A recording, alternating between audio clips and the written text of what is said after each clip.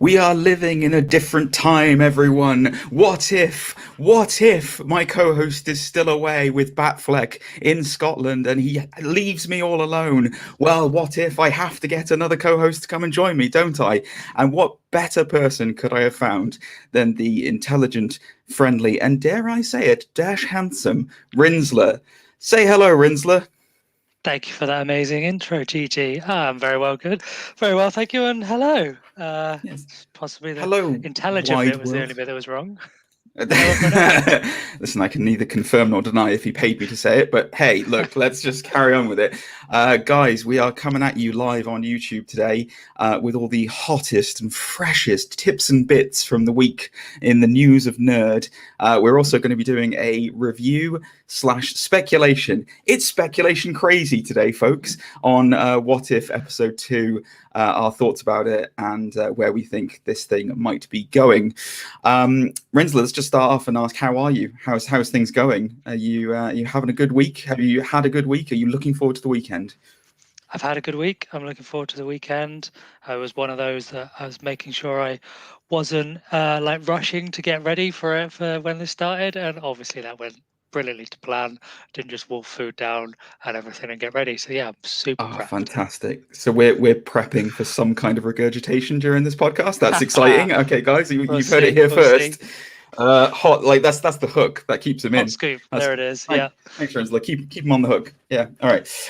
Okay. So yeah, let's just kick off straight away with the news. So it has been confirmed as by Deadline that Anthony Mackie is officially signed and confirmed to return and star in Captain America 4.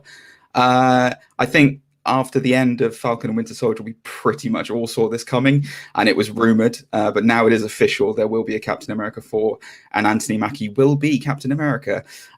Your thoughts on this?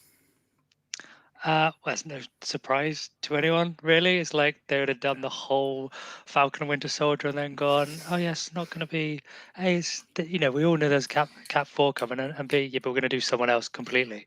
Yeah, it's not a surprise. It's exciting, but... It is exciting. I will say this, so we have a running thing on this where I have a theory that they're going to do a world-based Avengers. I've got loads of theories. Everything. I throw them out there all the time, mate. What are you talking about? But my thoughts on this is that they're setting up to have a ground-based Avengers and a cosmic-based Avengers, because in the wide scope of things, you've got people like Captain Marvel, Doctor Strange, like Scarlet Witch. They're all quite powerful, and then you've got a bloke with wings. And my speculation immediately begins that they're doing this is, who's the villain going to be? Are we going to go back to like a Zemo situation? Are we going to bring him in again? Is Baltrog the Leaper going to be more dancing? Let's get Zemo dancing. Let's do it. Is that the threat? That's the big world threat. Yeah, that Sam has to deal with. It's going to be all dance moves. That's what it is. It's a musical. Cap 4's a musical. You heard it first. Yeah. We've got a problem, guys. Zemo's bringing back disco. Yeah, that's the world threat that they're dealing with. Yeah, I don't know. Maybe Baltrog the Leaper is going to get an upgrade and become another villain or something. I don't know. It's maybe I was thinking possibly as a repercussion of what if maybe Red Skull will pop up again at some point. I don't know, but yeah, it's interesting. Let the speculation commence, guys. If you have any thoughts on who you might think is the villain for Captain America 4, let us know, because honestly, I got no idea. I got absolutely no clue. But yeah, so sticking with Marvel news as well. So it's obviously been confirmed that they're going to be doing, I say obviously, for those of you who didn't know, they're going to be doing an Ironheart series. So the Ironheart series is based around Riri Williams. So the idea is that I think it's after Tony Stark dies in the comic books, she's basically a super genius. Oh, sorry. Yeah, we should point out, guys, listening, Rinsler is something of a mega fan of Tony Stark. So we try and be gentle around Endgame spoilers and comic book spoilers with him, but unfortunately, there's only so much you can say. So yes, she much cushioning I could have. Precisely. So yeah, in the comic books, she basically creates her own set of Iron Man armor and becomes the hero Ironheart. And it's been confirmed that she's going to have her own series in the Marvel universe. We knew about that already. However, what we didn't know is what's come out this week, which is that apparently she is going to be in Black Panther: Wakanda Forever, the sequel to Black Panther. I mean, it's kind of taken me by surprise. That, I don't know about you, not what I was expecting whatsoever in terms of kind of people showing up in Black Panther. Do you have any thoughts on this? I know you're not. I don't think you're super familiar with Riri Williams, are you? I am not. No. So the whole thing is a bit of a surprise, more to me than anything else. But it feels like it's just going to be one of those where it's just going to keep getting more and more people announced, and who knows what's going to go in there. I haven't seen much on the whole Black Panther, other than it's just started filming the other month. But otherwise, I've been trying to stay away from all of the spoilery stuff. Yeah, we're gonna go out on it. Let's just explain that to the viewers there. So, in real life, Rinsler is a man who, let's just say, poison is spoilers. So spoilers are poison. So if you mention anything in terms of any kind of opinions about any films, that's a spoiler to him. So he has been steering well clear of any Black Panther news coming up. So as you can imagine, doing a podcast with him where I've introduced him to the latest news, I'm essentially poisoning him. My vicious plan has been revealed, folks. He's been trying to spoil us stuff for years, and now this is how he's eventually done it. Now I've legitimately got a reason to do it. It's fantastic. It's fantastic. I don't think this necessarily spoils anything. I mean, as you said, we were expecting involvement from other characters from the MCU. I think they are. You know, the code has been cracked in terms of kind of the cross-pollination of characters in these films, and you know, the Hulk is obviously going to turn up at some point in She-Hulk. Spoilers, Rinsler. But I actually didn't know that. Oh, there you go. Oh, you ruined it for me. You probably told me that, to be fair. Yeah, probably. But yeah. Anyway, so the thing that I really question about this is maybe they're going to change her origin. Maybe because in the comic books, obviously she's an American hero who kind of creates the Iron Man armor in like a garage and stuff. But like, I'm wondering if this is now going to be like the thing that comes out of Wakanda, like she's a Wakandan Iron Man kind of thing. Like maybe they're changing the origin because they, Marvel do that with their heroes. They tinker with them but yeah, it's an interesting thing. I'm very interested to see where they go with this. But yeah, anyway, that is what it is. I've not got much to say on it because I'm not all up to speed on that sort of stuff. That's right. For Ironheart, so it's exciting. You break my heart. Is it exciting? Is it exciting? Yeah, we're excited about it. I mean, it's Ironheart, so it's kind of like it's fine. Is it if it's leading to stuff though? Is it just going to be a bit part like Sting at the end or like all right? Well, a couple of scenes, that kind of stuff. Okay, well, brace yourself, guys, because you're about to see a man get very excited. So, in the comic books, at one point, Riri is guided through her journey by a hologram of Tony Stark.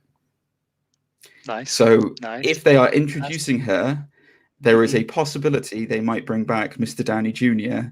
as a hologram, as a form of Tony Stark in the MCU. I could very realistically see that happening, especially if. Depending on, because the way films are going this year, as far as the global is concerned, and like Suicide Squad flopping and all that kind of stuff, maybe Marvel are going like, well, we need to bring back some real star power for this, so let's get the old Downey Jr. back in the role that everyone loves him in. So could be a AI voice, if like rather he than could be the new Paul Bettany. AI voice, yeah. That's it. Some would say the less good Paul Bettany. Wow. All right, moving on with more Marvel news. So, Collider have reported this week with an interview with Kevin Feige that work for Loki season 2 has begun, is underway, and this is the interesting thing is that. It's probably not going to happen until after Ant-Man and the Wasp: Quantumania. That's for 2023. So I was really surprised by this because I thought for a fact that they would basically go, okay, Loki season 1, Loki season 2, and then into more Kang stuff. But the fact that they're waiting off suggests to me that maybe there's some Kang stuff that's going to happen in Ant-Man and the Wasp Quantumania is going to feed directly into Loki season 2. So I don't know what your thoughts are about this, if you have any thoughts regarding it, Rinsler, but I know that like we've had it confirmed, obviously, that he's going to be in Ant-Man 3. I'm just going to call it Ant-Man 3 because it's easier than saying the whole thing. And also, you know, the speculation about what that, because in Ant-Man and the Wasp, the second one, there's a bit when they're going through the quantum realm, and you see that like this kind of city, and there's been a lot of speculation that that is Kang's Chronopolis, which is basically his city in the comic books. Maybe it's actually the TVA, possibly, and that's what they're going to establish in Quantumania. And that's why they're waiting off until after season 2. But what are your thoughts on it? Do you have any thoughts regarding this one? It's surprising that it's like you're saying, because of the sting at the end of season 1, where it's like season 2, or I can't remember what it exactly said, more to come, or season 2 soon, or something like that. Like that, it's just that little sting, and then they're going to wait so long. But then, is it a surprise based on probably the like 20-year plan that's already in place over there, and all of the things that have got to go into alignment? That's a really good point that you bring up, though. That's a good question. So obviously, now that the Infinity Saga is finished, that was roughly, although they probably introduced it in kind of 2012 when Thanos showed up at the end of Avengers, but that was roughly a 10-year plan for the gathering of the Infinity Stones and then, you know, whatnot. This one, there's been some speculation as to whether or not this is going to be because obviously the next phase, I guess, is like this multiverse of madness. So, you know, not stealing Doctor Strange's title, but that's what it is. Like, we're going to get crazy alternative realities. We're going to get all kinds of people showing up. We're going to get all mixes all over the place. How long do you think that will actually last? Do you think this is like a 5-year plan that they've got going, or a 10-year plan? Is Kang, do you feel like, as an outsider, because I know that you do read comics, but you're not like super invested in them.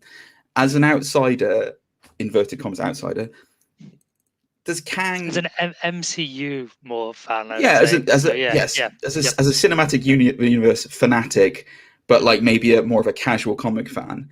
Yep. I think it's safe to say you probably don't know that much about Kang. Would you consider? I mean, did you know a lot about Thanos when he was introduced, I guess, is the question. No.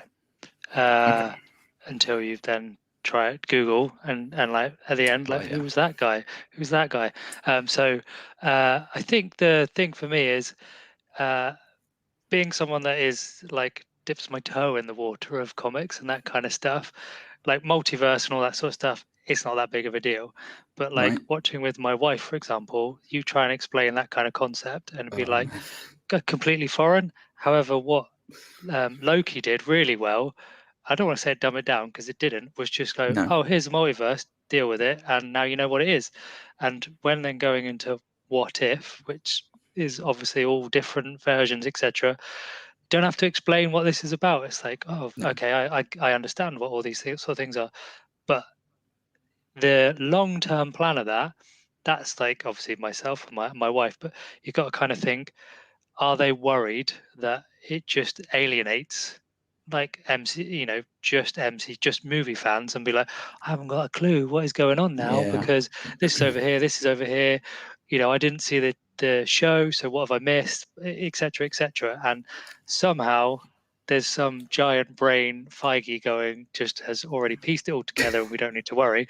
But like it's all over the place. Feige. Giant brain, I don't know what that is. Is that like the big brain from Futurama? Is that what he basically is in Marvel? Yeah, he's just got a massive I am Kevin Feige.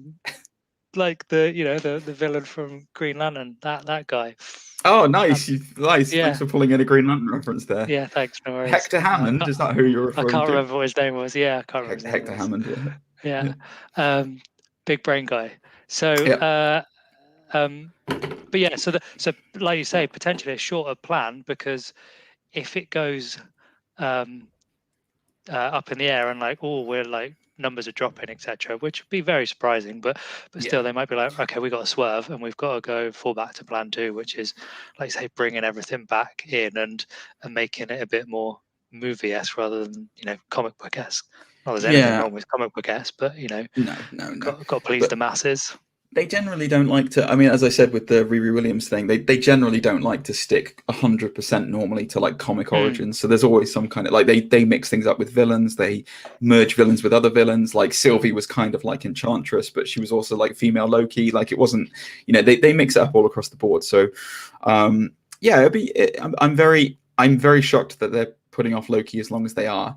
For my money, still to this day, Loki is the best TV product they've put out. I loved that series so much. I don't know would agree. Yeah, I would agree. Yep. So yeah, I mean, I'm excited to see it. I'm sad we're gonna have to wait quite a while because I love me some Hiddleston on this show.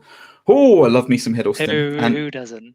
And obviously, Loki was obviously gifted us the great gift of I've explained this to you previously, but the Richard E. Grant scale of acting talent was as a result of Loki episode 5. So, it's the gift that keeps on giving, Rinsler. Anyway, yeah, we're excited for Loki season 2, but absolutely no idea where they're going with it. So, which is a good thing. It's a good thing. Is there like any other, like Richard E. Grant was talking about a spin-off with because he's the only one that can communicate with the alligator. We all want to see that. Hasn't been any. There was some. I was speaking to a friend of mine. Was it? I think I might have been mentioning this on the podcast last week actually with Drag. But I was saying that when Tom Hiddleston gets older, apparently he's supposed to turn into Richard E. Grant. And my friend Drag said, "There's no proof of that. For all we know, he could turn into the alligator." Which is, so maybe that would be it. Maybe it'd be the alligator-led Loki spin-off. You never know. But yes, no reports on spin-offs yet. So there you go. Sticking with things that are secret and coming up, Spider-Man. So what? For those of you who can't see, who are listening to this on an audio medium, Rinsler is giving me a very, very weird look right now. What? Nothing. Secret and coming up just made me laugh. All right, fair enough. I get it. That's what. Okay. So Cinema Blend also had a conversation with Kevin Feige as he was doing his rounds to promote Shang-Chi and the Legend of the Ten Rings, and there's been a big fervor regarding the fact that there is no Spider-Man trailer. So Spider-Man comes out in 4 months and there has been 0 trailers for it whatsoever. And Feige told this to Cinema Blend. Honestly, I've seen the fervor online. It has not necessarily occurred to me that there is any more or less secret than any of our other projects. I think all of our projects, we want to preserve surprises, and that's all the secrecy is for. I mean, this is pretty much about as much confirmation as you can get as to we're not going to get a proper trailer for Spider-Man No Way Home before it comes out. You, Rinsler, are what I can only describe as a hype man for trailers. I know you love a good trailer. Oh boy, you love a good trailer. I'm on the fence for trailers. I like them, but I also think that they can sometimes give away too much. The fact that this is not going to reveal anything before it is out, I think is fantastic. What are your thoughts on this one, though? Well, my big hate with Sony trailers, and they did it with the Amazing Spider-Man, I think, and the second one, they reveal so much. Like, they reveal so much in their trailers. I'm completely with you. So trailers, just give me a tease, and then I'm hyping that up. I'm excited for it. But Sony trailers generally just go, oh, here's all like 6 plot points, and this is the one at the end. So, and you're like, or worse, you go and watch another film, and they play a 5-minute clip from the film that is out in like a month's time. And you're like, I don't want to see this. That's a pivotal scene. I think you and I have had a discussion around Amazing Spider-Man 2 that like that entire trailer, or the trailer they brought out right before the film was released, that is literally the whole movie in like 4 minutes. Like you could literally just watch that and then you've watched the movie pretty much. So So I'm with you on this one in that as excited as I am, and all the like, oh, I'm not in this film and all, but I've seen you on set, but no, I was there for it. Like that is all still exciting, but I'm fine with them not giving a trailer just because I don't want to know. I want to go in. If there is all the secrecy around it, let's go in cold and let's not know. Do you want me to tell you my hot theory as to why they're not showing us a trailer? Yeah. You If don't. I said no, but it'd be rubbish because it'd be a you rubbish don't. podcast. You Yeah, don't, because go on. it's for the podcast. I've talked about this last week with Drac, so I won't go into the full details with you right now. I think personally, the reason why they're not showing us the trailer is because Tom Holland's Spider-Man is going to get the Venom symbiote.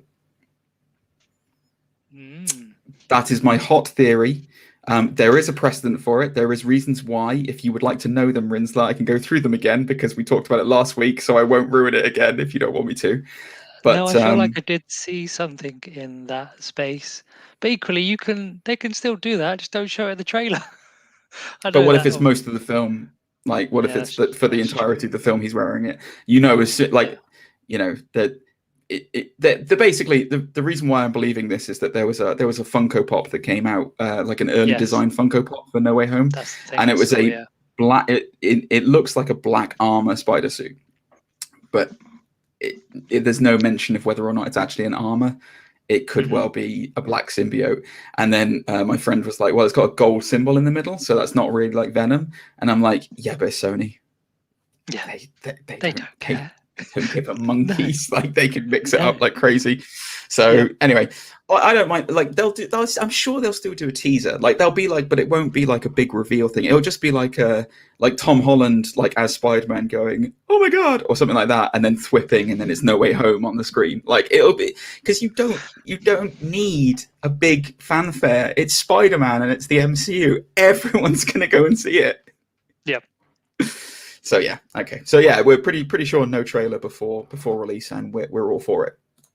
So, speaking of trailers, now everything I just said there is going to be completely undone by this next piece of news, because there was a new Eternals trailer that came out this week. It's the final Eternal trailer before it comes out. I think it's early November. It's actually coming out. Oh man. I'm going to say this to you, Rinsler. I had absolutely zero interest in the Eternals. I mean, my interest in it was less than nothing. I was so bored by the first couple of trailers, and I was ready to just cash out on it. I was obviously going to go and see it because it does tie into, the MCU, and I'm a nerd, so of course I'm going to go see it. But man, this was a good trailer. Oh, it really was. Boy, this was a good trailer. This has genuinely turned around my excitement levels on this. So what I said about Spider-Man is I still stand firm. If it's properties I know and I don't want to see spoilers for, fine. If it's something I don't know anything about, trailers like this are exactly what get me in. So, I mean, we won't go through the whole thing. I won't do a full trailer breakdown or anything like that, because people like New Rockstars have done it a lot better. What was your impressions of the trailer? And are you excited now for the Eternals? I think I'm always excited for anything this Marvel based, etc. But equally, it's another one that I'm like, I don't know what this is, sort of thing. So, and I agree. The first couple of trailers were like, don't really know what's going on. This did give a few sort of drops of information around. There's a few conversations in there around why they didn't get involved when maybe everyone thinks they should have, kind of stuff. And then it's just kind of action, really. The last, what is it, 2-minute trailer? The last minute felt like it was just all action based and epic moments and stuff. So we do get a few more plot points from what it seems. So obviously the Eternals, so in the comic books, the Eternals fight the Deviants, which is the whole reason why they're created and sent to Earth. Like, the Deviants have infiltrated Earth, and they're created by the Celestials. So the Celestials are the basically like cosmic gods that existed at the beginning of the universe, and they wielded the Infinity Stones. So we have seen the Celestials before in the MCU. So the Collector does like a little clip of one of them using the Power Stone and wiping out a whole planet. And we actually see a Celestial. Guardians of the Galaxy. Is it Skull and Guardians of the Galaxy? Is that Celestial? Yeah, nowhere is the skull of a Celestial. Yes. So we actually see a Celestial in this trailer, because the Celestials create the Eternals, and obviously give them their mission. I was under the impression that this was going to be a film where it was going to be like one of those, one of those old classics where it's they forget their memories and then they remember at some point, and but it actually, from this trailer, doesn't seem that way. It literally seems like they are just there to handle deviants, and if there is anything non-related to deviants, they don't give a monkeys about it. Which is interesting. It's a very interesting way to go. I wonder how that will factor into character likability and morality of things, because I wonder if we're going to get some celestial, because they don't all seem to be together. No. And I wonder if it's a case of the Eternals have a massive disagreement as far as what they should be doing and what they shouldn't be doing. That old classic Brady Bunch scenario. They never can agree, and they branch off and do that, because each one of them has their own unique powers. So I think one can manipulate tech. Another one is basically like Superman, we've seen in the trailer. He's using his heat vision and stuff. There's one that can manipulate water, and do agricultural, create plants and stuff. Like, that's a horrible choice of the word. Grow food and grow plants and grow things. So they all have different kind of powers. So it's going to be interesting how they play together. I'm cautious of the character motivations behind them not getting involved in big things, if there will be a scale of likability taken away because of that, where it's like, yeah, but he wiped out half the universe and you didn't get involved. You had all the power to be able to stop it like that, and you just did nothing. So okay, but no, I'm certainly way more hyped for this film now than I was. This final trailer did a very good job of pulling me in. And yeah, I'm looking forward to it. I'm looking forward to it a lot. I think you're right on the money with them being separated and isolated away from each other, because at the end of the trailer, I can't remember his name. He's from Game of Thrones. Superman. No, not Kit Harington, the other one. Superman powers guy. Yeah. I'll find out his name. Don't worry, keep going. He rocks up on the beach where Angelina Jolie is, and he sort of is a bit sheepish, of like, hello, like, yes. They know each other, but they either Richard Madden is his name. So he's kind of like, hello, like, as in like, this is going to be awkward for reasons we don't know about. And also there's a few like training montage with Angelina Jolie and two others, I think, like in sort of isolated beach area kind of thing, which just, like you say, comes across that they've split off for whatever reason. Again, like I say, maybe morality stuff. One of them wanted to get involved in the Thanos thing and didn't, and was like, well, I can't be around. I'm going to have to just go into isolation for a bit. It may not have even been Thanos, because these guys have been on Earth for centuries, so it could have been World War II. It could have been anything prior to that. We do get our first look at the kind of like humanoid version of a deviant as well, when he's talking to, I think, Angelina Jolie's character at the end of the trailer. To Athena. So I'm super hyped from this. Speculation right now. They've been established. They've been established as being like, no, this is for both of us. We are going to speculate on this. It's been established they're super powerful, like crazy powerful. How many of them are still alive by the end of the film?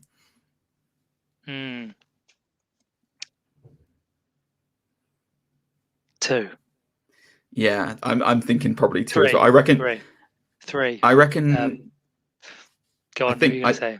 Well, so Angelina Jolie is toast, definitely. She's going 100%. Salma Hayek is going as well, definitely, because they're 2 bigger actors to come back for more than just one, I think. I think Gemma Chan is going to survive. I think she'll come back. I think that Richard Madden will survive. Those are the 2 that I think are going to survive, because she seems to be like the soul of the group. So she seems to be like Gemma Chan seems to be the one who's like the kind of like almost that wild-eyed naivety. From what we've seen in the trailers, this is just assuming, guys. I don't know enough about Cersei, who she's playing in the film. I don't know enough about the Eternals comics to know, unfortunately. I know there's a Neil Gaiman run, which is supposed to be like the quintessential Eternals read, which I will need to pick up at some point and read before this film comes out, just so I can be on all the nerdy stuff. And I think. It seems to be she seems to be in contrast to Akaris, who Richard Madden is playing, who seems to be quite a hot-headed, like, headstrong kind of guy. It would make sense if those blazes out the eyes. Exactly, literal hothead. and then all the rest of them kind of seem like, different parts of a family. So I just can't. We've got the Guardians of the Galaxy, we've got the Avengers. I cannot see them introducing a super cosmic power level team and keeping them. It just doesn't. It doesn't sit right with me. Well, do you know what I mean? Yeah, because we had a number of conversations about Captain Marvel and how OP she was when she was introduced, and then there was talk about something happening in that space that hasn't happened yet. Yeah. So you throw more into the mix, like, well, everyone can just save the world whenever they want. So that's pretty boring. I think it I think it feeds into my theory even more if they're going to do a Cosmic Avengers kind of thing, because you do have.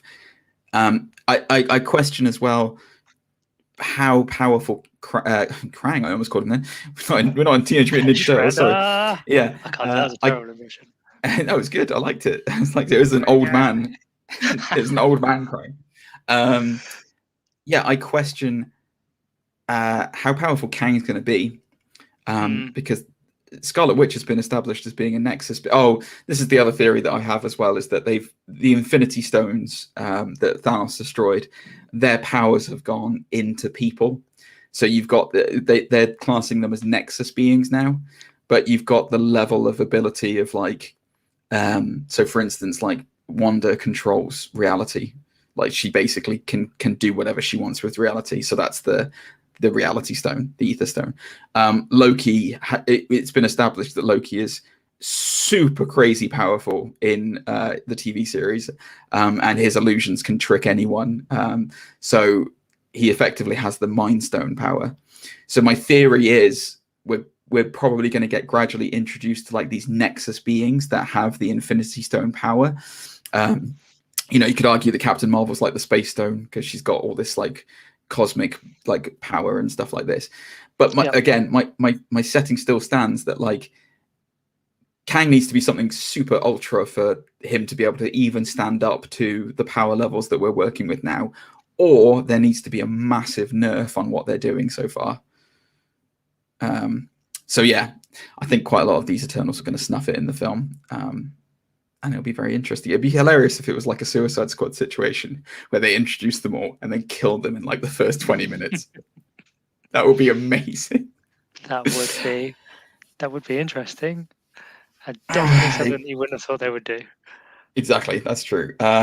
So moving on with the news, we've got so much to talk about this week, guys. So I apologize, we're kind of plowing through it. But Deadpool. Everyone loves Deadpool. You love Deadpool, don't you? I do, yep. There we go. Who wouldn't? So Josh Brolin, who was famous for playing Cable in Deadpool 2, he has had an interview recently. I'm just trying to find the source of it. Sorry, Ace Universe. He was interviewed by Ace Universe at their Spotlight panel. And somebody asked him about Deadpool 3, which Marvel are developing. They have confirmed it. And he has confirmed that he got paid for the contractual obligations of Deadpool. And this was a quote from him. Deadpool worked out very much in my favor. Deadpool was supposed to be 4 movies. Maybe there'll be more. I don't know what Marvel has in store, but it turned out to be one really fun movie for me. So Fox signed him up for 4 Deadpool films. So they were going to churn these mothers out before they were bought by Disney. And Cable sounds like he was going to be in. Is that 4 from the second one? Yeah. 4, like he wasn't just cut from the first one. It was 4 from when he actually started. So technically it was 5 in total. Oh, no, sorry. So it's 4 including Deadpool 2. He signed like a 4-picture deal, basically, to be in 4 Deadpool movies. So that would have been Deadpool 2, 3, 4, and 5. But just the sheer fact that Fox were looking to churn out 5 Deadpool movies was, I mean, I'm not surprised because it was Fox. But by the same token, it also, he hasn't denied that he would come back. Now, yeah, it doesn't surprise me because as soon as the first one did well, they were going to absolutely rinse it. and I'm surprised they didn't 5 turn of them. around. Yeah, true. I'm surprised they didn't turn it around quicker. If they were, obviously they all knew that the selling was, they were being sold and all that, so they didn't have to. But still, if you're going to sign someone up for 4, that's expensive. And to then, I don't know how that works for, like, if he's been paid, so he's already been paid for all 4. He Is that what doesn't you're saying? confirm whether he got a pay or play situation like Johnny Depp did, for Right. example, with Yeah. but I would guess he probably had to put some, bearing in mind at the same time he was Thanos, so the MCU were he was signed up with the MCU. Oh, sorry, spoiler. My surprise at this is partly obviously the fact that they wanted to make 5 Deadpool movies, but also that he was contracted for 4 Deadpool movies because Cable is a huge part of the X-Men lore. And like, why wouldn't you use him? I mean, he's from what I can understand, he's a very popular character. He's one of my favorite X-Men easily. I love him in the comics, and I loved him in the TV show as well, from the animated TV show from the 90s. And there's a lot of, I think it gets difficult to explain his origin and backstory because he's obviously the son of Cyclops and the clone of Jean Grey that gets sent to the future to fight Apocalypse. So, because comics, comics. So there is a complex backstory to him, but he's a great character. And if you went into the origins of the techno-organic virus and his abilities and stuff like that, then there's a lot to play around with. So why keep him in a Deadpool movie? I don't know. But was it specifically 4 though? It wasn't like 4 in the Deadpool universe. No, the quote from him is Deadpool was supposed to be 4 movies. Right. Okay. So yeah, it's very interesting.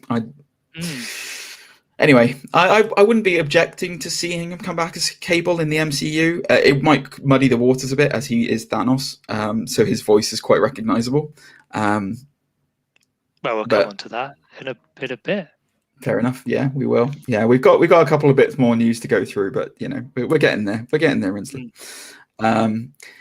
So moving off of Marvel now for a little bit. We're going to switch over to, we'll stay with Disney. So Star Wars news.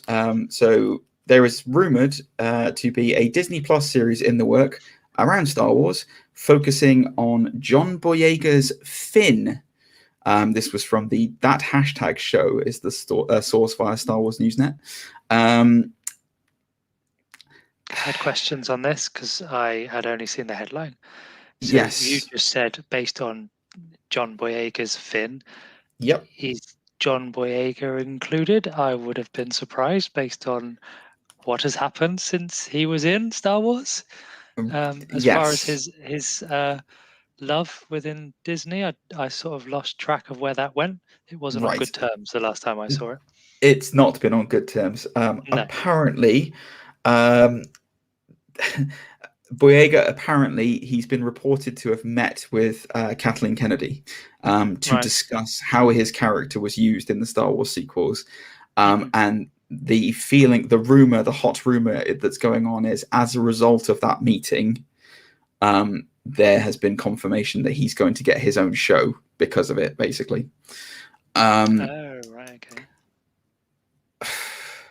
I don't know how I feel about this. I mean, Finn was an all right character, but I felt like he was. I mean, maybe this was the problem with the series. After Force Awakens, he was very much just a backing character to Rey. His arc in Last Jedi was all right with Rose, but it wasn't anything special. Surprising that they killed off Phasma really quick, because there seemed to be a really good arc there, and they just nipped it in the bud immediately, which was frustrating. And then Episode 9, I mean, he barely had anything to do in Episode 9, which it is what it is. I don't know how I feel about this. The Bad Batch, which is the Disney series, that's the animated series going on for Star Wars at the moment, it's all right. I mean, I don't think it's great. I think it's very samey, and you've got a show as quality as The Mandalorian, and you've got Kenobi coming out. Those are going to be before even seeing them, I know they're going to be really good. It's one of those situations where it's like, with the quality of the people involved and the quality of the actors, it's going to be amazing. I will tell. I'm going to tell this story on stream. You know this story. I've said it a lot, but there was this one time. So as far as John Boyega is concerned, so I was taking a international flight way back when in 2018, and I was flying from Ireland to England. This is a hot scoop, guys. This is a hot scoop. Whilst I was, my flight was delayed, and I was in the waiting lounge with my wife, and I'm just, I'm doing the casual thing. I'm just looking at my phone, doing the usual, and I just happened to overhear this quite not heated but aggressive conversation that this man is having on the phone. I'm going to cut out a lot of the swear words. So he was saying, "Well, it's ridiculous. It's absolutely ridiculous. Why should we effing do that? Like, that doesn't make any sense to me. We have to keep going with the effing schedule. Like, no, that's not how it should. No, that's ridiculous. That's ridiculous." And then there's just this long pause whilst clearly the guy is talking on the other end of the line. And then I just hear this one sentence which has stuck with me, and Rinsler is more aware of this than anyone because I've told him this story a couple of times. And the guy just yells out quite loudly in the airport, "Well, quite clearly then, John Boyega is just a massive pain in the ass." And that is my lasting memory of Finn in Star Wars. So yeah, I can totally imagine he kind of strong-armed Kathleen Kennedy if that guy is correct, and he's getting his own series. I don't know what it'll entail, whether it'll be his origin as a stormtrooper or whether we'll see something post Rise of Skywalker. I don't know, but anyway, it is what it is.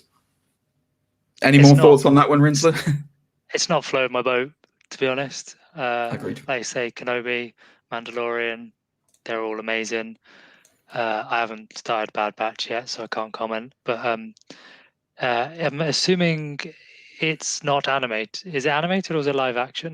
We don't know yet. It's a rumored project, so it's not confirmed that they're definitely doing it. It's a rumored project with Disney. But because I'd seen that there was a few articles recently that there's a lot more animated stuff coming to Star Wars universe, and if that's in that part, then fine, sort of. But they won't need John Boyega. Well, they might not.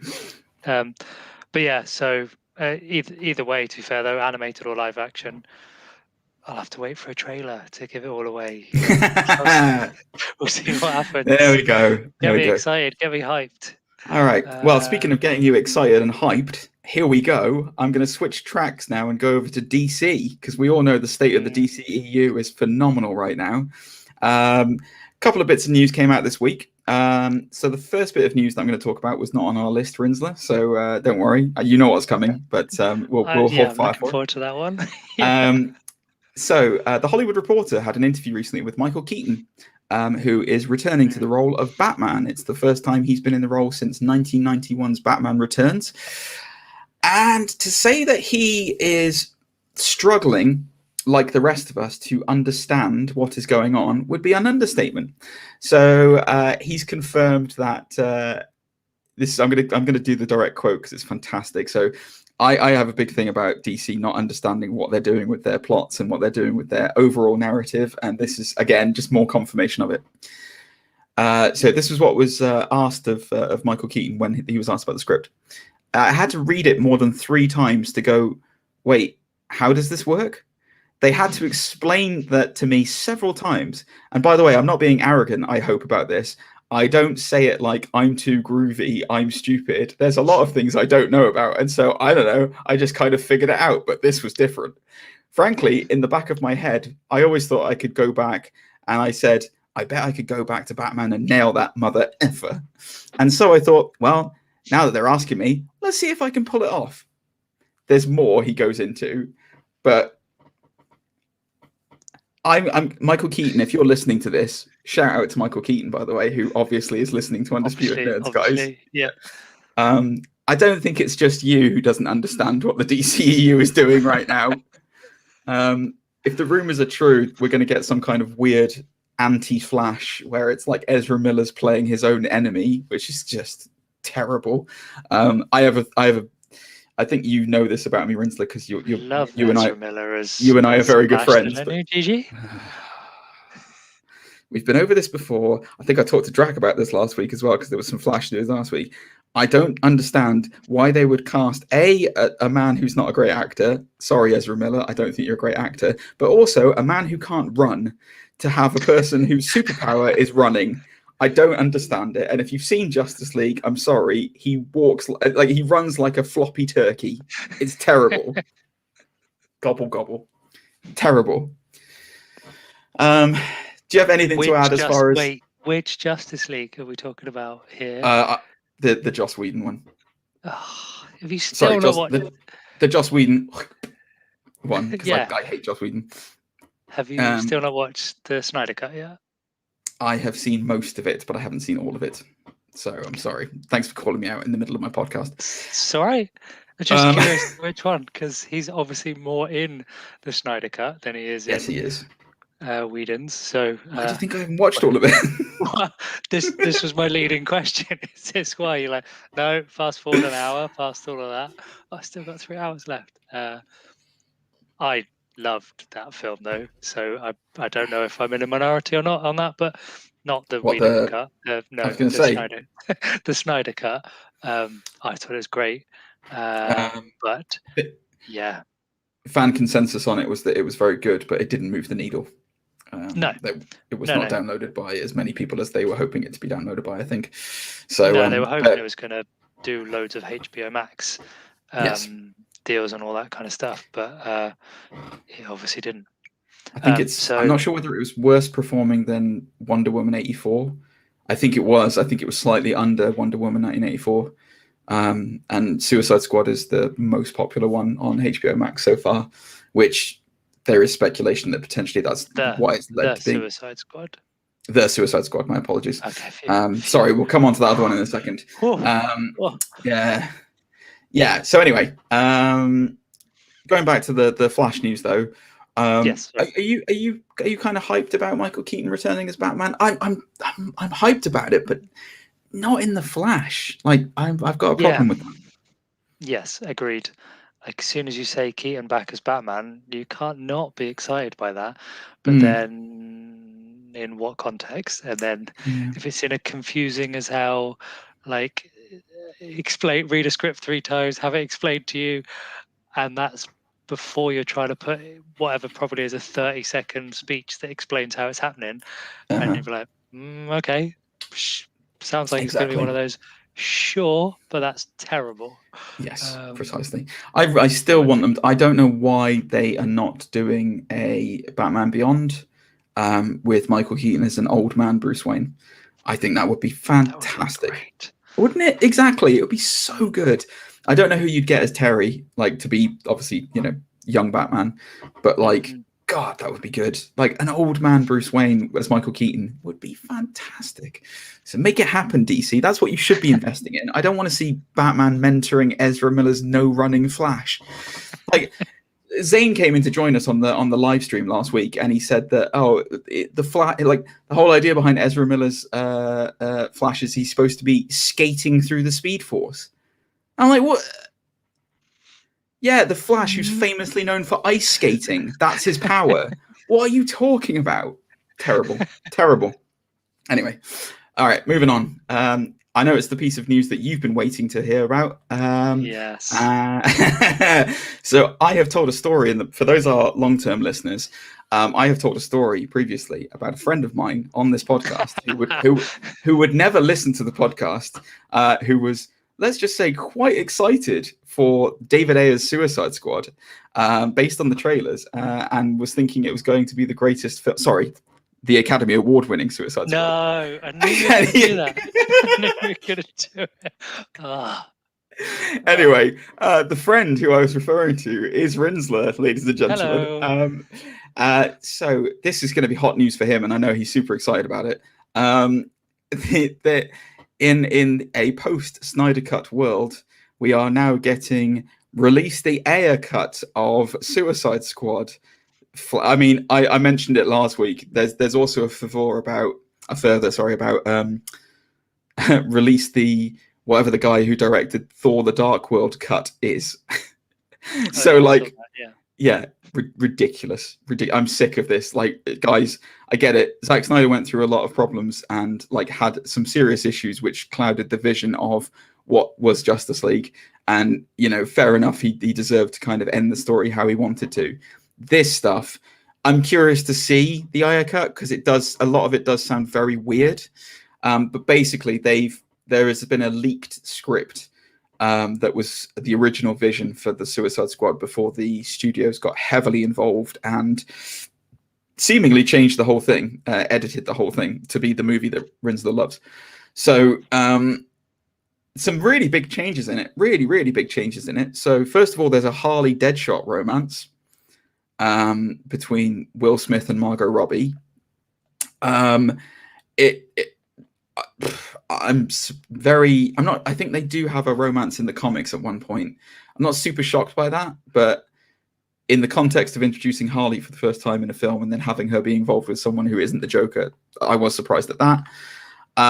There's a whole bunch of stuff about like the Monster T and the guy who approaches Joker in the nightclub like ends up killing himself after Joker's manipulation and stuff. There's a whole bunch of stuff about that. At one point, Joker tries to kill Harley at the end of the film rather than actually saving her. Joker comes back at the end of the film, which is what we see in the trailer when he's kind of got that scar face. There's a moment in the trailer where he's got like kind of half a burnt face, and then you never actually see it in the film because they cut it.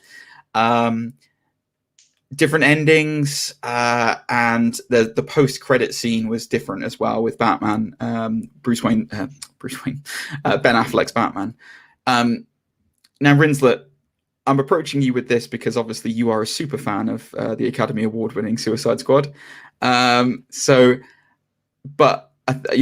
joking aside, obviously that it sounds like this Aya cut would be more in keeping with the original trailers that got you excited in the first place. So would you be, bearing in mind it's one of those films where you've kind of said, I'm never dealing with that ever again, never. Would this kind of coax you into potentially watching the Suicide Squad again? No. Okay, there we go. I was going to say maybe. It just, like you have alluded to in the past, I was so hyped for it. And like, I don't really know why Suicide Squad was the one that got me that hyped, but I thought the first trailer that came out was so well done, and then the rest were just garbage, and then like popified and went into all the stuff that it did, and then the movie was what it was, and it was awful, and then it won an Academy Award, so there's that to throw in there. Yes, which beating Star Trek Beyond for best hair and makeup, which is bizarre. Yeah. I will say this to you, the I Started a Joke trailer was one of the best trailers that DC's ever produced. It was exactly great, like really good. I wouldn't say it got me to the hype levels that you were at for it, but that's much of a muchness. I know you also were a huge fan for various reasons of Margot Robbie as Harley. So, and that was also at peak Margot Robbie fame as well, because she'd just come off Wolf of Wall Street, and we were going to see Harley on the screen for the first time, and it had a really good cast. It was like Joel Kinnaman, Will Smith, Margot Robbie. Like, it was a good cast for that. It's just unfortunate that the way it turned out just was poop. And I think we also were quite excited at the time because Batman v Superman had just come out. And Wonder Woman hadn't come out yet. And I think everyone was kind of excited if like, DC are going to do this big universe building thing like Marvel did. And we're going to see like this huge universe. And it's going to be amazing. And it obviously, in hindsight, did not work out that way. So, the hype was there. The hype was there. But you're never living that down as long as we are friends. Hopefully we'll be forever. So I'm fully aware of that. I think it's just obviously the communication from, I can never say his name right, Aya? David Aya, yeah. David Aya. I say Aya, but I mean, I'm not sure how it is. I say Aya. So was always that's not my movie, and that's what he's been saying the whole way through, and never flinch from that. So you kind of believe him, but it just doesn't feel like where the whole Snyder Cut stuff has come from. You got the impression it's all filmed. They obviously had to do some reshoots and all that, but the film that got released was whatever it was, 80% reshoots for Whedon. So Yes. you know that the original footage was there. Whereas I just always feel like this one isn't that, and that it's just like, oh, not getting on the hype train for like the Snyder Cut release thing when that was before it actually come out, but it's just like I don't feel it's there other than this leaked script, obviously. So if you're gonna do it, you have to put all the money back into it, which they're not going to do. It's not going to happen. No, it's not. Especially, I think if the Suicide Squad had been successful, they may have done. But now it's flopped. There's no. The Suicide Squad's dead, guys. Like it's not coming back. That is it. The only way it might come back is if it's Suicide Squad against Superman. But I think it's very, very unlikely. Because I think there's still the game, though, isn't there? Yeah, there's the Rocksteady game, but that's. I mean, that doesn't feature people. Well, it only features some of the people from the recent film. Because it's Captain Boomerang is in it as well, I think, and so is Deadshot, and it's not tied into the DCEU or any of the films or anything like that. So there's a chance it could come back in the future. And I think if you were to put them against a main hero, because obviously Starro was amazing, but he's not a super well known. It was a good thing to put in there for the nerd boys, but he's not a main well-known villain. He was the first villain the Justice League ever fought, but like you need it for Suicide Squad. You need that big pull of like, oh my god, they're trying to kill Superman, or oh my god, they're trying to take on Batman. You know what I mean? Like it's got to be something like that. So yeah, Suicide Squad.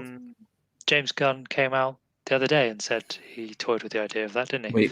We talked about it last week on the show. Yeah, that was one of the original plots, was that it was going to be a Suicide Squad versus Superman, and I do question whether or not DC will bring James Gunn back now after the Suicide Squad has flopped.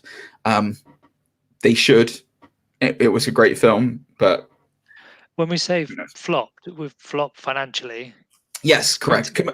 Critically, yes, critically it's off the chain positive. Yeah, it is certified fresh on Rotten Tomatoes. It's an incredibly good movie, and we've both seen it and would agree. I think you will agree with me. It's a fantastic film, probably one of the best that the DCEU has done, if not the best. It's up there with Wonder Woman for me as far as like amazingly good films in DC Universe, because the first Wonder Woman I adored. But yeah, anyway, moving on. Bye-bye Suicide Squad. Moving back to Marvel now. Before we get onto our What If review, one interesting bit of news that came out this week regarding What If. So the producers, they were asked by Collider about what kind of restrictions Marvel gave them in terms of What If. So there was a very tiny story that came out, which was kind of cool. Was that there was an idea that Brad Winderbaum revealed, which was they were going to put the Rocketeer. Do you know who the Rocketeer is, or do you remember the Rocketeer? I remember the Rocketeer. Yep. The early, he was going to be in one of the What If stories. He was going to do a team up with one of the heroes. It was shot down by Feige, but that would have been very interesting to see him. I would have liked to have seen that. But apparently, one of the things, I'll read the quote. We had very few parameters, but no X-Men or Fantastic Four was definitely one of them. We wanted to make sure the characters were firmly rooted in the MCU. It had nothing to do with rights, nothing to do with future stories we wanted to tell. It had everything to do with what If is, which is a spin-off on an established storyline. We look primarily at the Infinity Saga. Once it's in there in the MCU, then we get to make it. Once it's in there, it's not in there. Well, exactly. But no, I mean, it's an interesting thing that they were specifically told to avoid the Fantastic Four and mutants and the X-Men. I mean, Fantastic Four is not really a surprise to me because they've got a film coming up in I assume 2024 just for the marketing. It'd be silly not to, wouldn't it? I mean, yeah, there's your poster right there. 2024.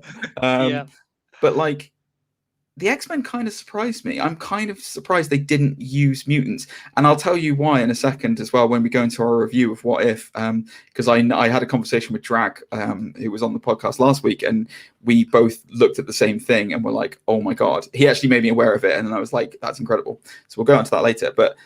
Throwing in little tidbits about the mutants and the X-Men. I'm surprised they're not putting anything into the What If about that. What are your thoughts on this? Well, I guess considering they did Evan Peters in WandaVision and got me Right. super excited, and like the most excited I've been about a doorbell ring and someone opened a doorbell ever, like, and then that went nowhere. And we've had it confirmed. Rinsler gets excited by Boner. Yep. And then that obviously went nowhere, and everyone speculated and was like, "Oh, this is the confirmation," and it's like, "Oh my god, it's happening! It's finally happening!" And then nothing. That whether they didn't want to, obviously that's last year. So the What If stuff is already well in development by then. So you can't say you don't want to repeat the same mistake, but you'd assume that they already know stuff, and that's why they teased it in one place, and they just didn't want to do it again because they are jaffers, though, aren't they? I mean, they are, because like they make us speculate, like, and then they either crush our dreams or just go, "Well, I don't know why you got your hopes up." It's like, you know, it was never going to be that. What are you worried about? For me, that's for my hype levels. It's I always use the WandaVision example where Paul Bettany, cheeky little chappy Paul Bettany, told us he was going to be working with someone who had incredible chemistry together, and they'd never worked with each other. And so all the speculation came out. I was sure it was going to be Richard E. Grant, and he was going to be Mephisto. And like it was on for ages and ages, and then it turned out to be himself. It's like, oh, Bettany, you cheeky chappy! Oh, so they just like to make us squirm.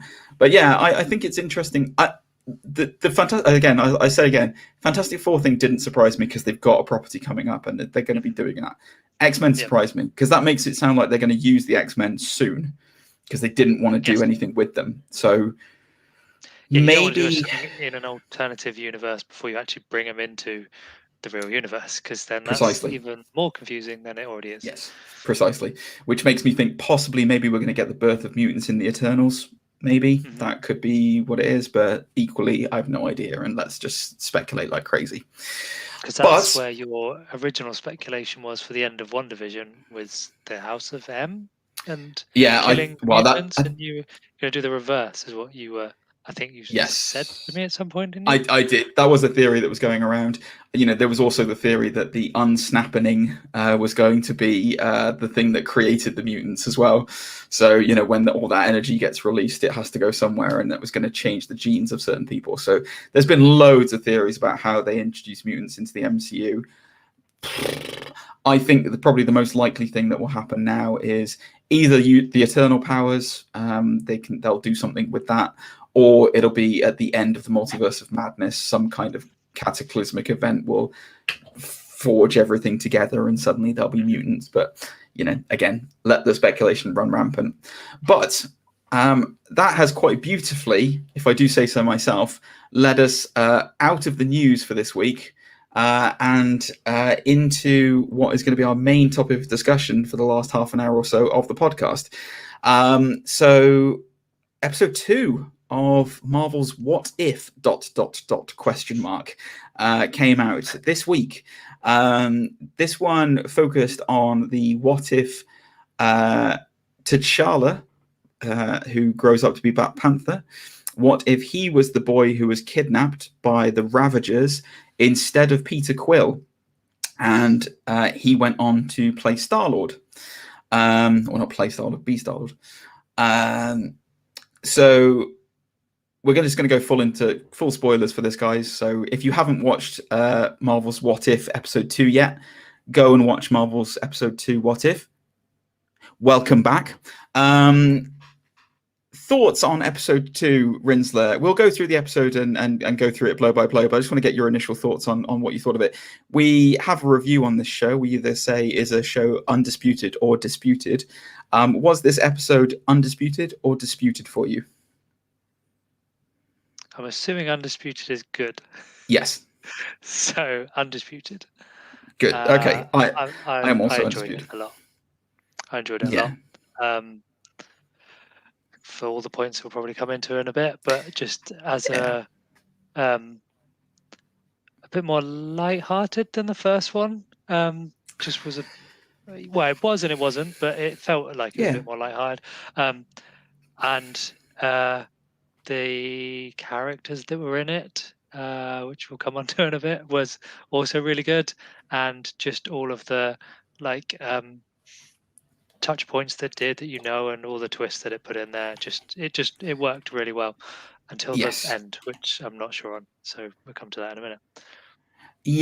So there were a couple of points about it that bothered me, which we'll come on to, but we'll just go through the beats of the episode. So it opens up with we're all quite familiar with T'Challa and his father T'Chaka talking about his destiny and what he's supposed to be and who he's supposed to be, and T'Chaka making a point about the fact that he's got an explorer's heart.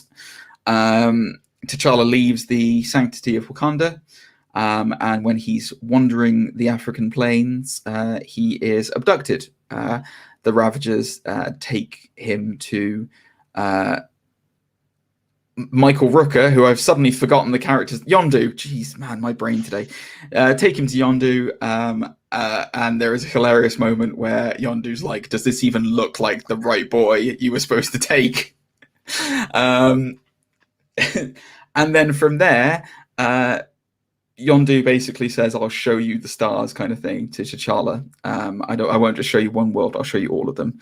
And effectively kidnaps him. And then we cut to the familiar scene in Guardians of the Galaxy. Well, I think it actually happened a little bit before then, actually. The opening of the episode is the familiar scene that we see on Morag, isn't it? Yeah. Yes. So yeah, that's how no dancing though. No dancing. No dancing. So it's kind of, he's still going after the Power Stone, which is interesting because obviously we'll find out later on there is no Thanos in this world in the same sense. And he is stopped and immediately recognized as Star-Lord. That bit was brilliant. I loved that. Just because I use that gif of who all the time, and the fact it was like, oh my god, you're Star-Lord, like you blah, like I don't think he does it there, but later on he's like, oh, the bank heist of wherever and all this, and like that fanboy-esque stuff, and then the fight, like, you could use the gun. Can I? Yeah, you can. Yeah. That was just brilliant, and I cannot remember the actor's name who plays the fanboy. I was trying to think of that as well. I need to look it up because he's such a. I think it's. I'm pretty sure it's his voice. It begins with a D. I can't remember what his name is. Yeah, you're absolutely right. I'm going to butcher the name when I say it. It was his voice because he's got a very distinctive voice. So, whereas in the first one, one of my problems was that Captain America was obviously not Chris Evans, and that was very clear, and it was just all weird. And there's another moment in this episode where that happened again. But Jimon Honsu, I think is his name. Gjimon. Again, apologies if I'm absolutely butchering that name. I apologize, guys. But that's the guy. Korath. Korath is the character. But that whole fanboy thing, and then the bit afterwards where the T'Challa, no, not T'Challa, it's T'Challa. We're out waiting for him, and then he's like, you mean Yondu was out waiting for him? Yeah, no. The when he comes out before he says, "I'm never a Ravager is never alone." Yes, and then he says it's the bad guys. I can't remember what they're called. Is it T'Challa? Oh, are you talking about Korath? Are you talking about saying to the bad guys? I don't know which bit you're talking about. Are you talking about when they're on the steps? Yeah, it's just they're just nameless mercenaries. They're just nameless mercenaries who are hired. I thought they were the ones from Avengers that came through the portal, whatever they were. I thought they were. Clearly, they're not. The Black Order, you mean?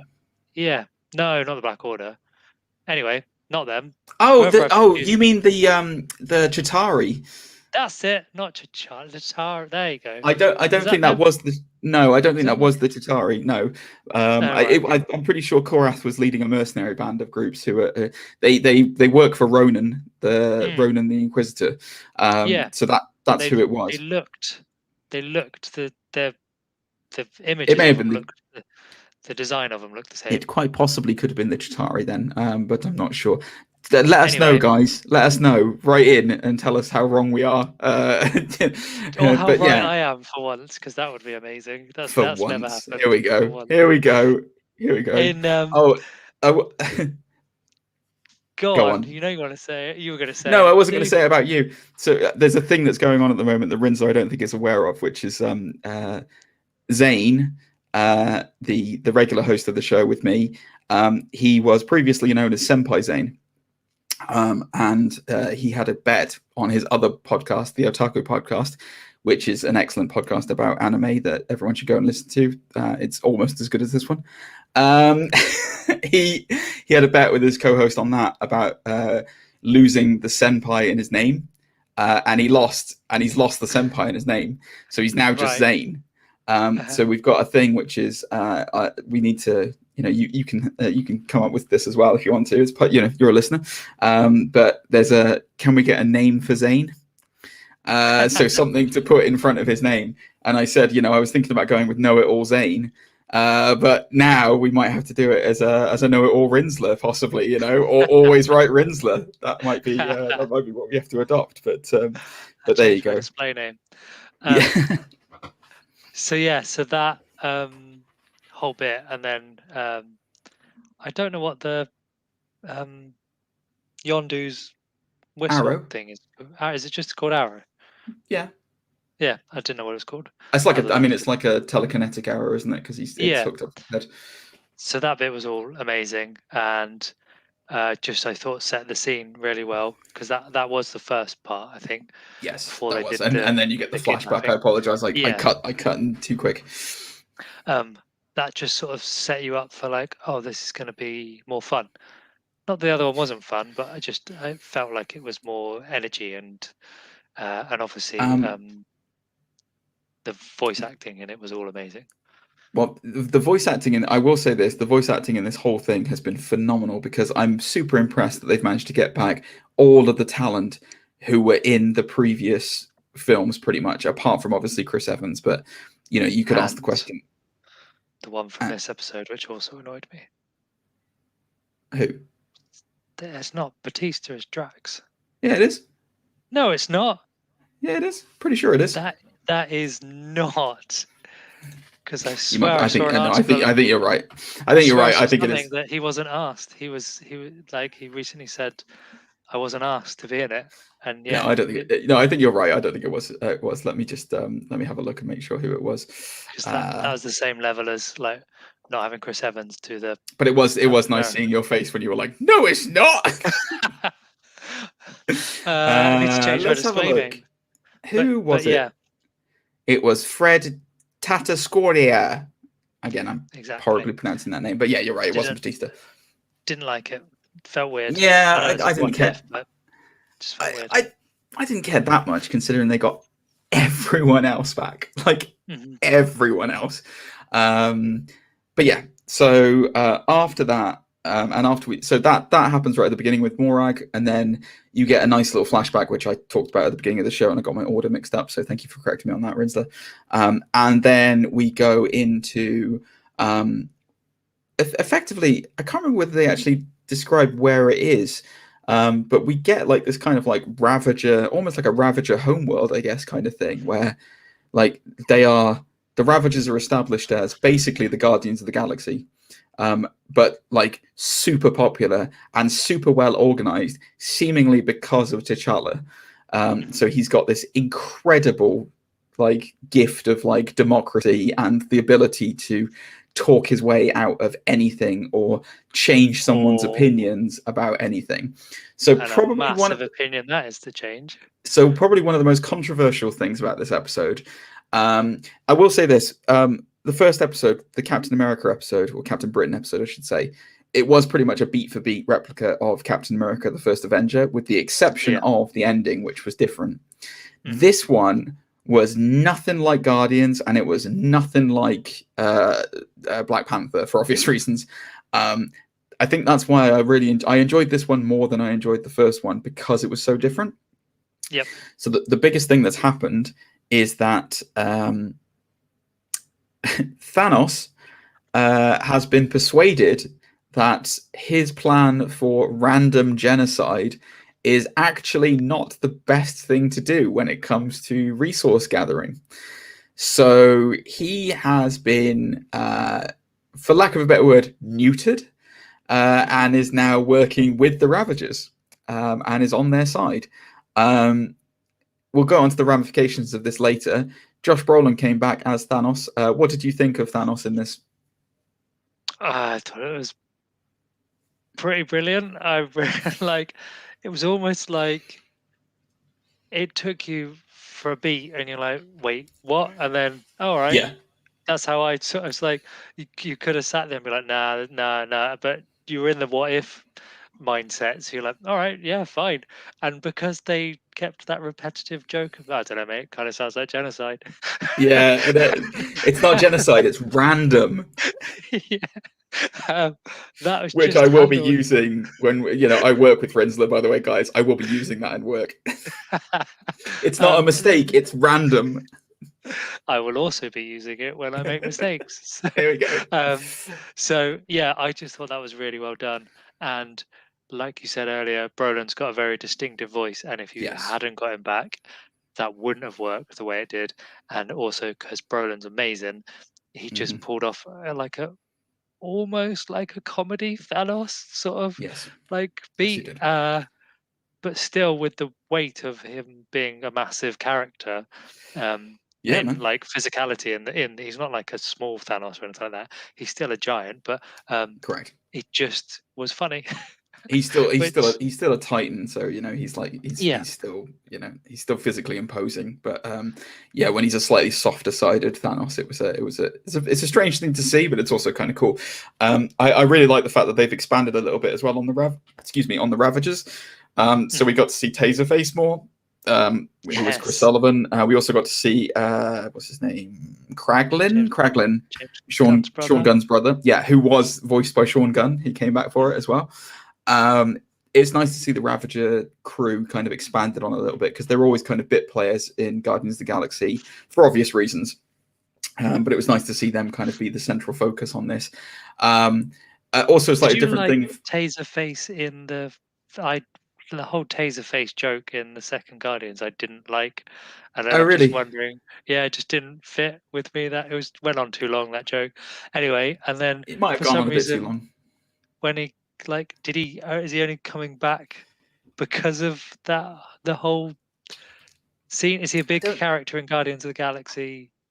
Like, is he a big character outside of it? He's a big part of the Ravagers, so it makes sense for him to be part of it. There's this hilarious thing. So, I played a game called Marvel Strike Force, which it's made by Scopely. Ugh. Anyway, the worst team in that game, the absolute worst team, is the Ravagers. They are the absolute worst team in it. They're terrible. I'll make this quick.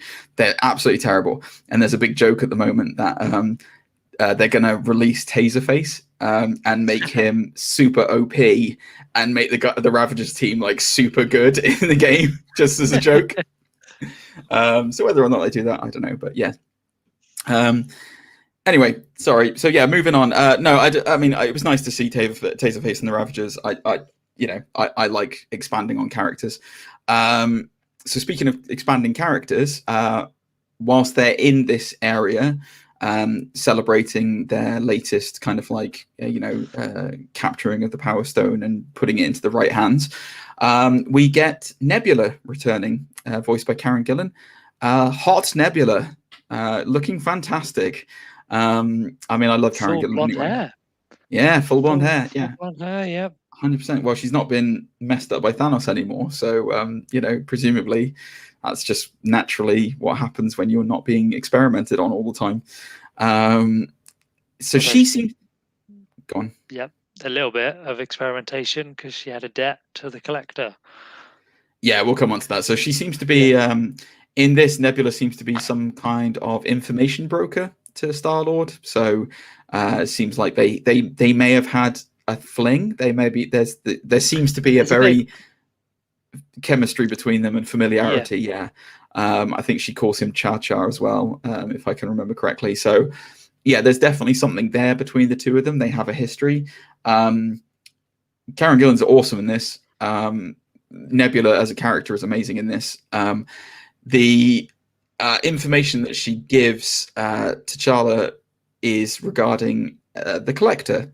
So as part of Thanos not being the main power in the galaxy anymore because he's been talked around by T'Challa, there was a void left, and the Collector has filled it as something of a criminal warlord, I guess you could kind of say, for the region. Still operating out of the Celestial Head nowhere, still obsessed with collecting things, but seemingly much more threatening now.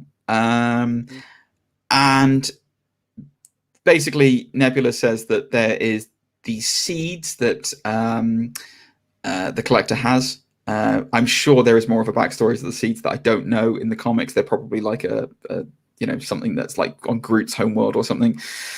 But the Collector has them, and they can repopulate worlds. They are world-saving. Just 2 spores can breathe life to a dead planet. So they're obviously very, very wanted by the Ravagers.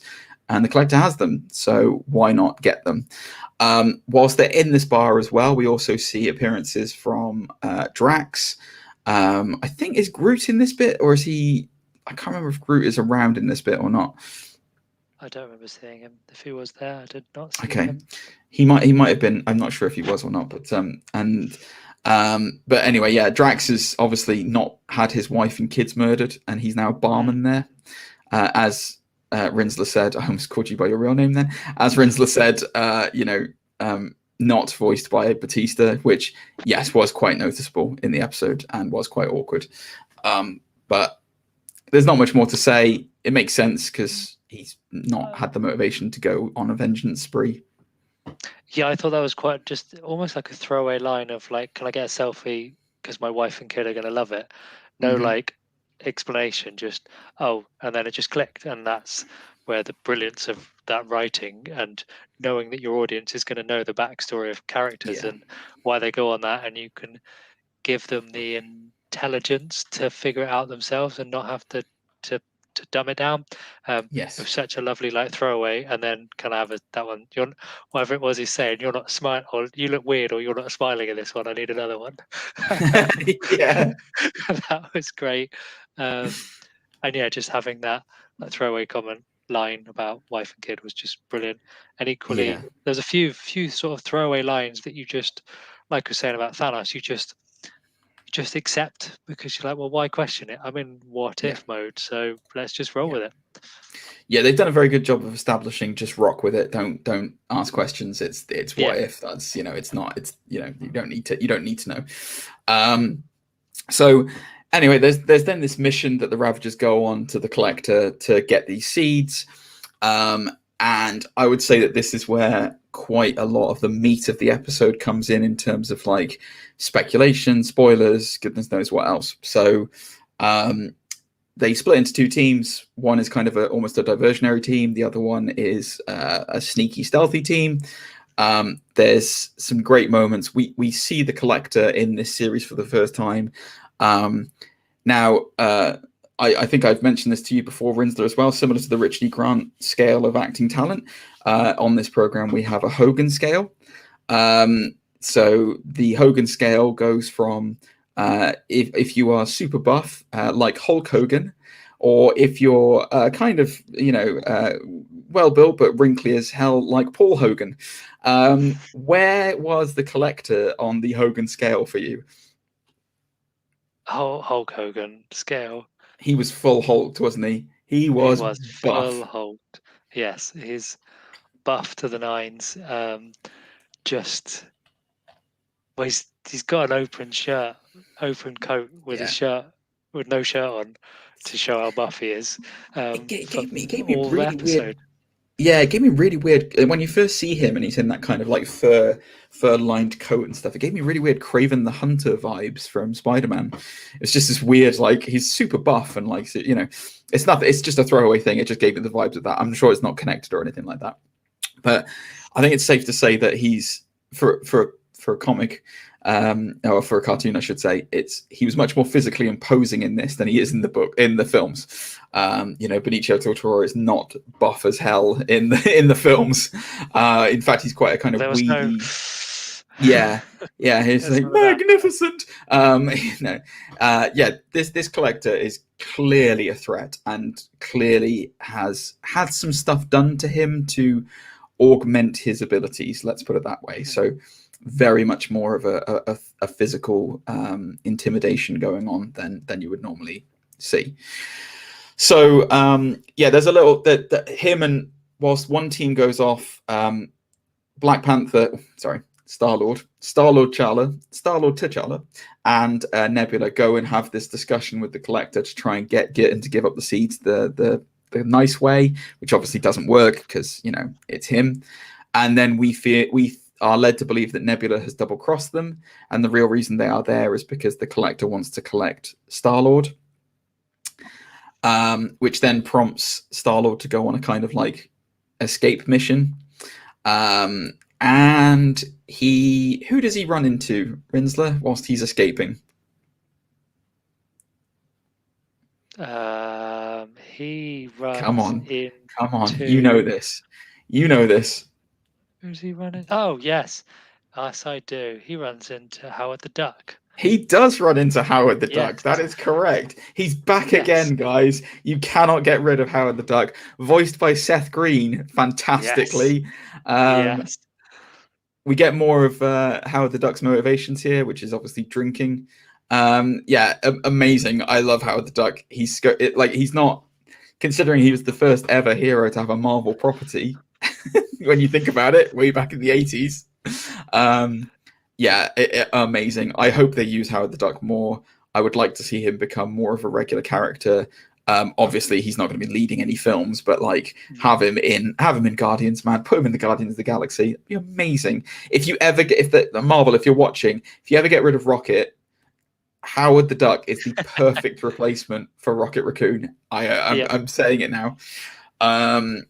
There's a nice little throwaway moment where the two of them kind of wander through the halls, and then Howard like leaves them behind. We then find out that the Black Order. This was a bit that annoyed me. I have to say this did annoy me. So the Black Order are still a 4-piece unit, and they're now hired mercenaries for the Collector. It didn't sit right with me because the Black Order are the children of Thanos, like renowned children of Thanos. Like that's their whole shtick, along with Nebula and Gamora. They're like the elite guard of like they are the Black Order. That's what they are. And so the fact that they are just like reduced to hired mercenaries instead of having this belief that Thanos has didn't sit right with me. That was the one bit of the episode where I was like, I don't like that. Well, isn't sort of essentially it's Proxima Midnight, isn't it? She's basically just watching. She's on the reception desk, like letting people in because she lets she's them in the security at the beginning. guard. Yeah, I wasn't. I couldn't remember where that happened. But yeah, she lets Star-Lord and Nebula in to see him through the ruse of a. Also, Carrie Coon as well, by the way. Through the ruse of the decoy, big loud mission, which is Thanos and Thingy having a fight outside. Terrible. Like you got two people trying to come in the front door, and a loud noise happens over there, and you just run off. Yeah. Worst security ever. But it just felt a bit weird. That bit, I'm with you on that. It really felt shoehorned in, and I didn't like it at all. I think Tom Vaughan Lawler, who's Ebony Moore, came back for the voicing of him as well.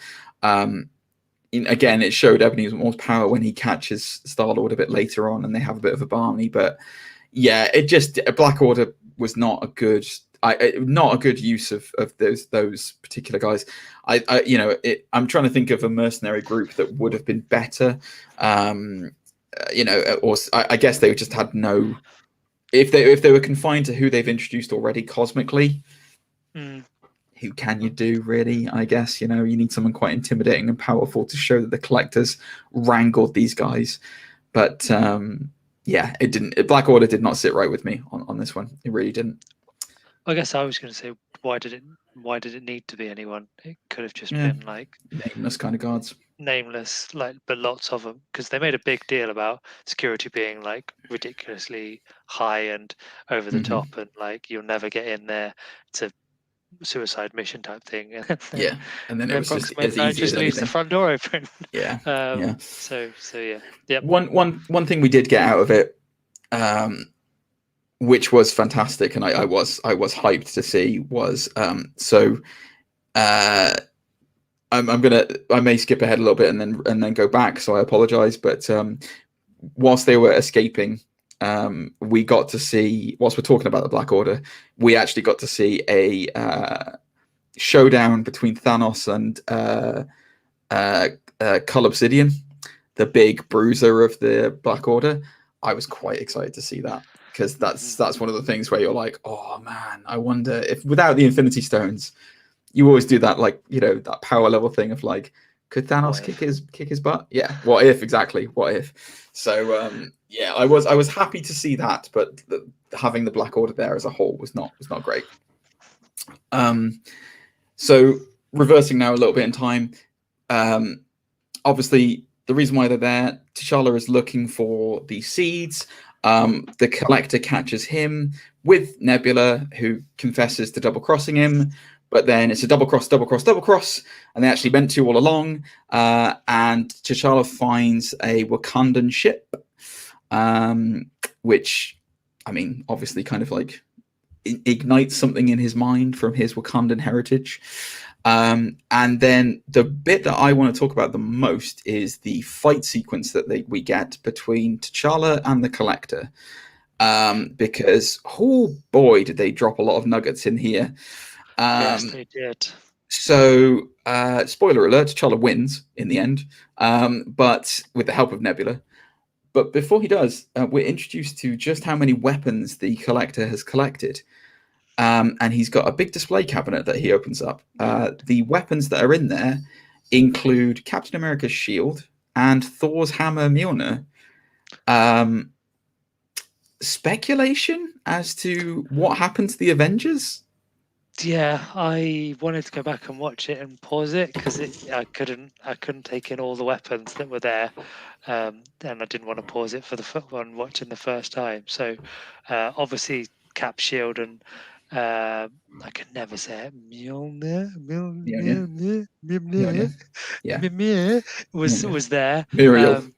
And the dagger from the dagger that he uses. So here's where we wanna get onto some stuff. So are you referring to the dagger that he I can't remember what it's called. I know the dagger you're referring to. Yeah. That's not what I was interested in. The bit that I was super interested in was when he puts on Hela's headdress. So God, that was awesome. Yes. So this is the part where my friend Drac, who was on the podcast last week, he messaged me and said to me, "Do you realize what he just said?" And I was like, "No." He refers to the daggers that come from Hela's headdress as necro swords. The reason why that is significant is that in the comic books, because comics, there is a character called Gore the God Butcher, who is confirmed to be coming up in Thor: Love and Thunder, as played by Christian Bale in Love and Thunder. In the comic books, he is an Asgardian killer.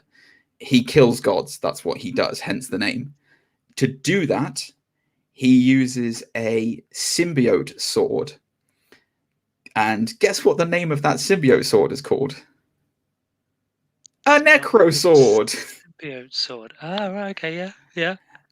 So the fact that they have referenced necro swords in the MCU means that they are a thing, And it's either that they're rewriting the way that they are, or we're about to get some form of symbiotes coming in that Gore is going to use to kill people, and they're introducing the concept of them now. Potentially, that could be the dark power that Hela harnesses from, like, I won't go into this with you, but there's a symbiote god called Null in the comics, and he's a big bad, like a very big bad. Maybe Hela was tapping into that through her headdress, and that's why she can produce necro swords.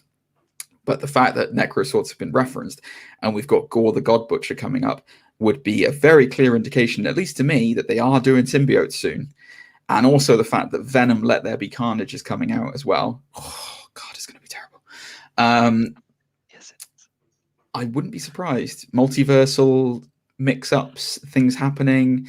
But that was a big revelation, man. That was a big thing, because, like, potentially that has the impact of, like, oh, we are going to see full-on, like, symbiotes, like, you know, full-on, like, Gore the God Butcher, proper full-on Gore the God Butcher, not just like a watered-down different version of him. Thoughts? Well, it sort of poo-poos our idea earlier where they wouldn't introduce stuff that isn't already in the MCU and introduce it in What If, where we're saying you wouldn't do the X-Men because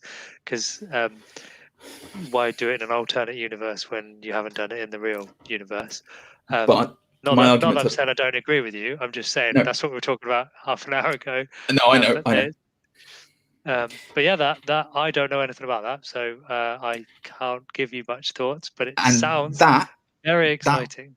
That right there would be my answer to it, because if you introduce mutants in the X-Men, everyone knows that. Yeah. Whereas, like, only big old nerds like me and my friend know what a necrosword is. So to everyone else, it's just a throwaway comment. But then to Marvel fanboys and nerds, it's suddenly like, so it's not really introduced either, because we've had Hela's knives introduced previously, but we just never really understood where her powers came from. Mm-hmm. Exactly. Yeah. So for all we know, the Hell dimension that she garners her powers from, because Hela is supposed to be the queen of Hell, for all we know, that could be dominated by symbiotes in the MCU. And that's where she's producing these swords from, is from a symbiote dimension. Anyway, let the speculation run riot, but that certainly got my mind churning. So from then on in the episode, it's fairly straightforward. T'Challa beats the Collector, escapes from nowhere after one of these little spores has escaped and has started to plant and show us what it can do. Did you ever watch a film called The Wizard, which is about a guy that had a power glove, and it's about the Mario World 3? It rings a bell. The thing that the Collector had that was summoning all the stuff. All I could picture was a power glove from like that film. It looked nothing like it, but he just kept pressing buttons, and all I could see was a power glove summoning stuff from behind him. Anyway, carry on. No, that's all right. No worries. Yeah, that's what I'm going to think of now every time I see it. So thanks for that. So then they escape.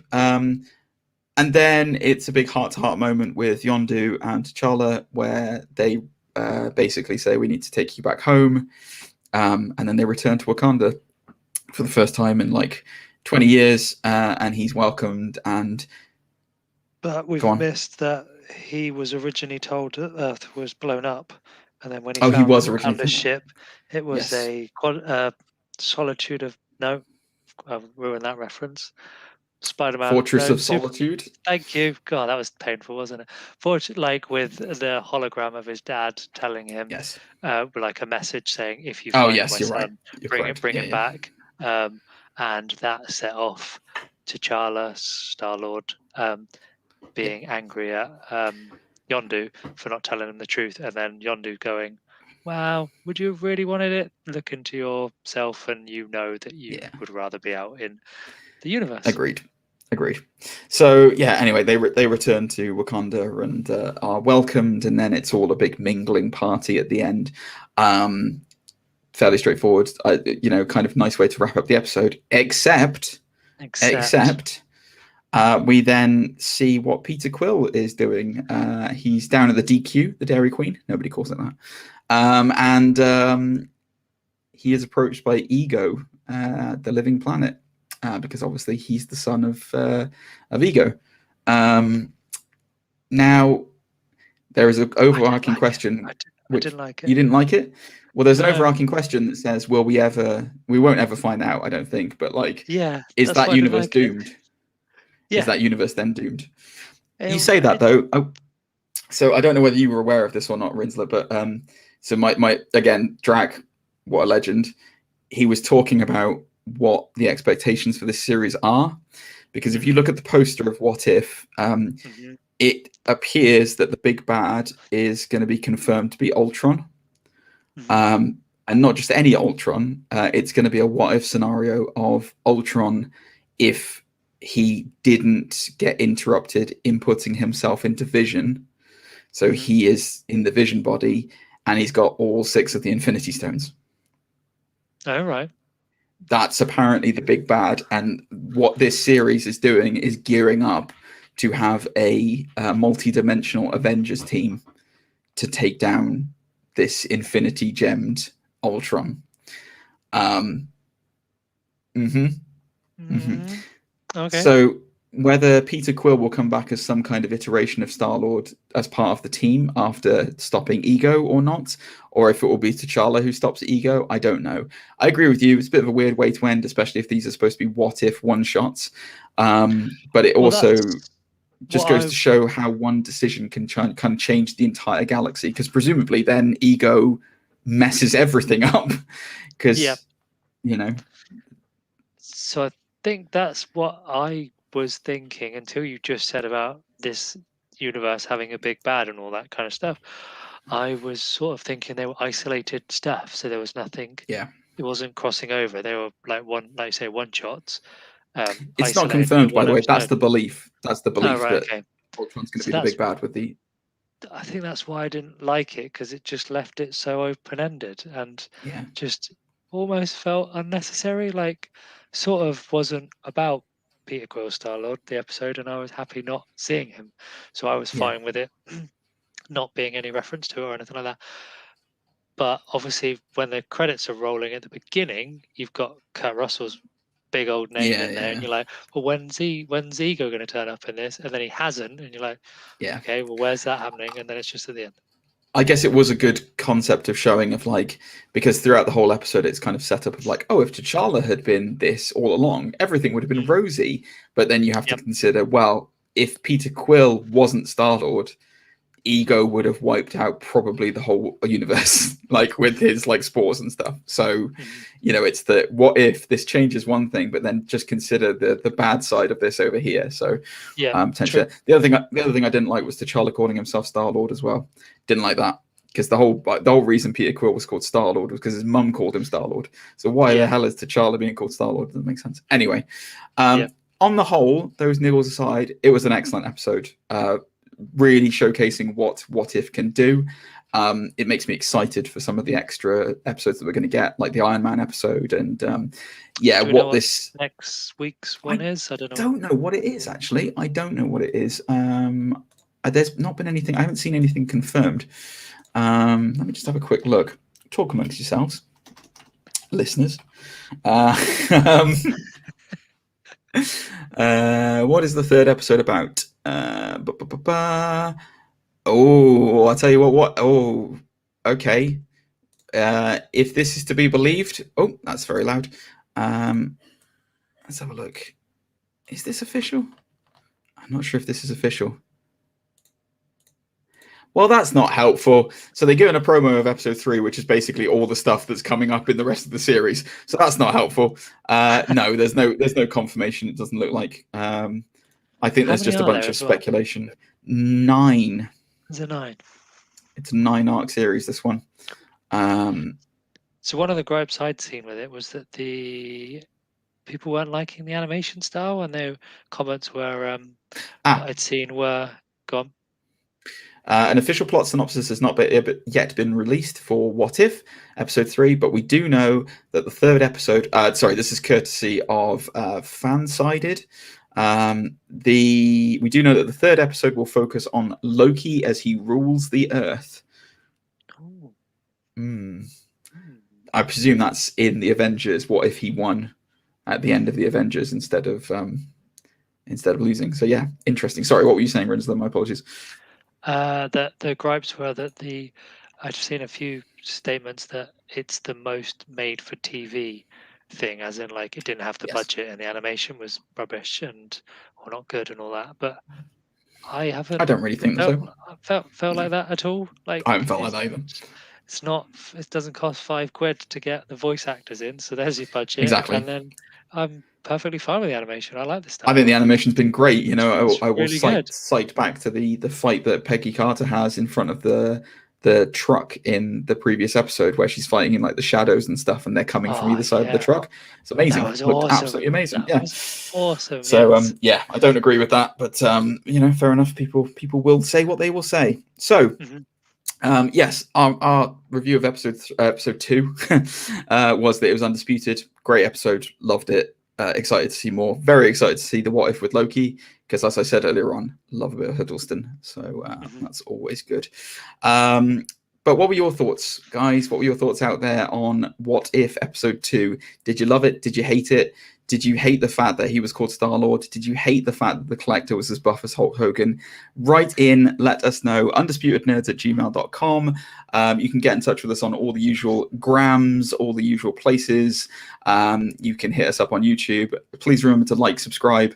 And if you want to click that notification bell to be made aware of when things are happening, do it. Same with if you're listening to this on the podcast. Please just drop us a comment or drop us a like just to say what you thought of the show and of the episode and of us. Rinsler, thank you for joining me this week, my dear. It's been a pleasure having you. I'm assuming there's no social media out there that you want people to get in contact with you on. So we'll pass up on that. Guys, if you want to get in contact with me, you can find me on Instagram @GentlemanlyGamer. I'm also on Twitch, twitch.tv/GentlemanlyGamer. You can get me there as well. It's a very good channel. It's very entertaining. Stop it. We will be back next week. Zane will return to tell us all his exploits with Batfleck and how traveling through the Highlands with the love of his life, Batfleck, treated him. So yeah, we'll see the returning Zane next week. I hope everyone has a fantastic week in the meantime. Go on. Can I submit name for Zane's? Is that allowed? Can I do that? You can 100% submit a name for Zane. 100%.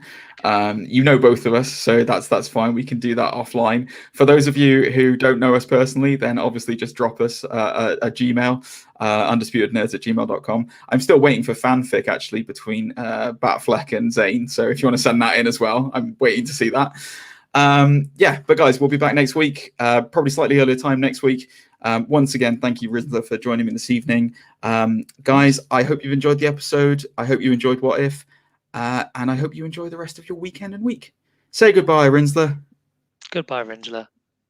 Thanks very much, guys. We'll see you next week. Bye. Bye.